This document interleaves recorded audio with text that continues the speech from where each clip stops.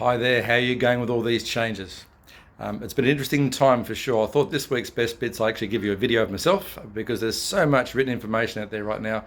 It's really hard to decipher through it. I'm spending a lot of time getting through it myself. The worst of all, of course, is the Queensland government's proposal this week about tenancies and how they hope to handle that, which is just a nightmare really if they go ahead with that one. So I've got another post coming out in the next few days which will give you some ways to tackle that yourself, but really this is an interesting time around the tenancies, and it's different in different parts of Australia, and a lot of my client base are in all over Australia in different areas, so you need to look to your own property managers for their advice around what to do with your tenancies. I've got some points you can read down below here in this blurb, and then some thoughts about what's happening with the property market. So I've been watching the spruikers out there and marketeers and even those on the Gold Coast here. And they're right. A lot of the facts they're giving are right and they're fantastic. The research is correct. So I'm always happy to get some great information. But they're all trying to say that now is a great time to buy property, which it almost is, but not yet. And of course, they've got stock they want to get rid of. And at yesterday's prices, what I'm going to be suggesting to people is that yes, they're right. Property performs very well through times of turmoil, economic troubles. But you need to wait for the right timing. So at the moment, there's still the stock prices are up there.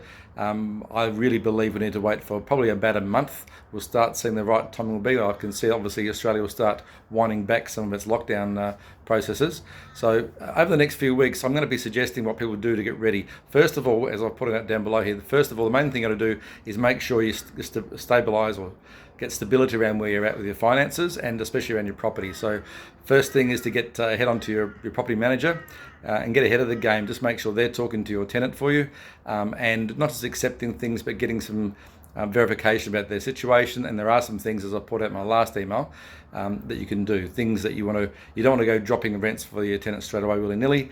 There are some things you can do to mitigate that to some degree. You want to also be careful of voiding any of your claim against insurance. So be really careful about being overly generous. We want to be generous, we want to be empathetic and kind at this stage, and I certainly am with two of my tenants right now.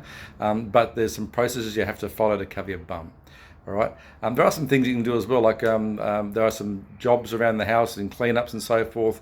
You can actually reward your tenants by dropping some rent for them by getting them to do some things around the house.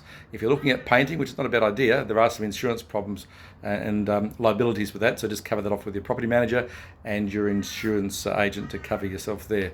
So just be careful with that one, but there are some things and practical things you can do at this time. So there's a whole range of things you can do, as I point out in the email there. The next thing, of course, is to make sure you're ready. So get yourself stable and make sure your borrowing capacity worked out, stabilise your finances, make sure you've hit up your mortgage broker for the best rates you can get from the banks at the moment. So get all that stuff done now in this little window, because there will come a time, if you're really stable, you're in a job that hasn't changed, it is a good time to buy, and probably in about 3 or 4 weeks I'll be saying, guys, get on board.